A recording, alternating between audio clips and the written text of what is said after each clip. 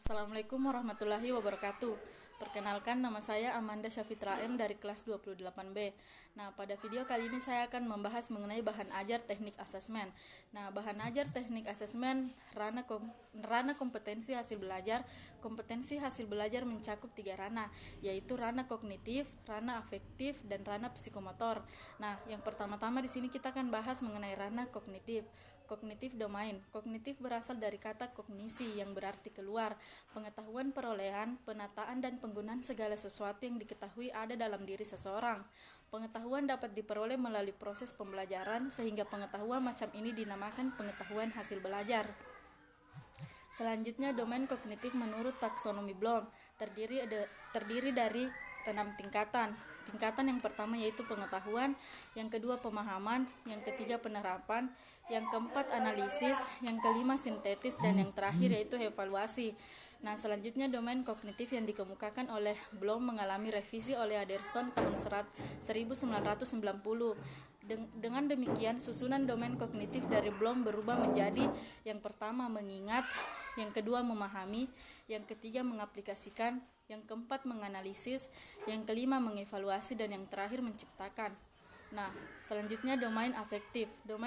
Domain afektif adalah segala sesuatu yang berkaitan dengan aspek sikap, minat, dan nilai. Sampel dalam aspek afektif antara lain sebagai berikut. Yang pertama yaitu menerima, yang kedua menanggapi, yang ketiga menilai, yang keempat mengorganisasikan, dan yang terakhir membentuk watak. Nah, selanjutnya di sini kita akan membahas mengenai ranah psikomotor. Nah, ranah psikomotor domain. Domain psikomotor adalah segala sesuatu dalam aspek motorik yang berhubungan dengan keterampilan atau kemampuan bertindak. Setelah peserta didik menerima pengalaman belajar dalam kurun waktu tertentu, the from, the and right, yang terdiri atas yang pertama itu meniru, yang kedua menyusun, yang ketiga melakukan prosedur, yang keempat melakukan dengan baik dan tepat, dan yang terakhir yaitu melakukan tindakan secara alami.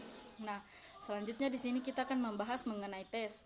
Tes sebagai alat bantu mengukur pertanyaan atau tugas yang dapat menjawab pertanyaan atau yang harus dijawab, dikerjakan atau dilaksanakan oleh responden yang dites.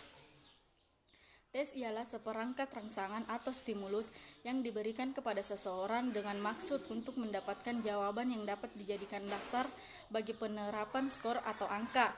Tes merupakan alat ukur untuk mengasah ranah kognitif. Nah, setelah membahas tes, di sini kita akan beralih dengan membahas non-tes. Nah, non-tes. Instrumen non-tes merupakan alat untuk belajar hasil belajar dan berkembang proses pembelajaran tanpa menggunakan tes, baik dalam bentuk lisan maupun tulisan. Instrumen non-tes memegang peranan dalam bidang segi sikap, yaitu ranah afektif dan keterampilan, yaitu ranah psikomotorik. Nah, itulah tadi yang sempat saya sampaikan. Lebih dan kurangnya mohon dimaafkan. Assalamualaikum warahmatullahi wabarakatuh.